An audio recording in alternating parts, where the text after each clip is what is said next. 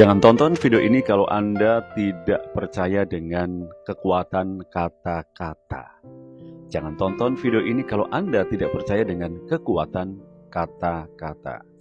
Saya akan kembali bercerita tentang sebuah pengalaman, dan ini sebuah eksperimen atau percobaan yang pernah saya berikan kepada nasi. Jadi pada saat percobaan itu, saya siapkan nasi dan saya siapkan 2 mangkok.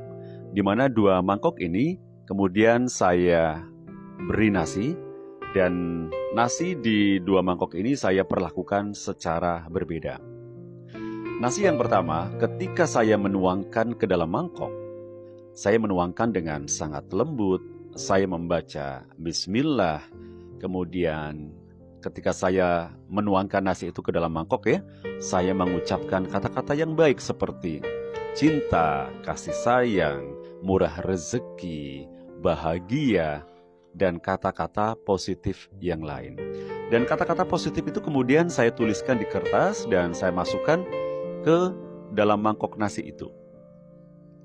Nah, nasi yang kedua di mangkok yang kedua, ketika saya menaruh ke dalam mangkok, saya menaruhnya dengan kasar. Dengan kasar, dan ketika saya menuangkan nasi itu ke dalam mangkok, saya sambil mengucapkan kata-kata negatif seperti sial, miskin, sakit, putus asa, dan kata-kata negatif lainnya. Dan kata-kata negatif itu juga kemudian saya tulis di kertas dan saya masukkan ke dalam mangkok yang kedua itu. Nah, setelah semuanya sudah saya perlakukan secara berbeda, kemudian kedua nasi itu saya tutup pakai plastik yang bening, dan plastik itu saya beri ruang-ruang udara dengan ditusuk menggunakan lidi. Nah, setelah itu kedua nasi itu saya tempatkan di sebuah tempat yang mempunyai pencahayaan yang sama, suhu yang sama, dan saya diamkan selama 2 hari. Setelah 2 hari, saya tengok kedua nasi itu, dan ternyata teman-teman, ada yang luar biasa, ada yang berbeda dari keadaan 2 nasi itu. Nasi yang pertama yang saya perlakukan dengan baik, yang saya beri kata-kata positif, ternyata kondisinya itu meskipun sudah tidak bagus lagi, tapi jamurnya sangat sedikit.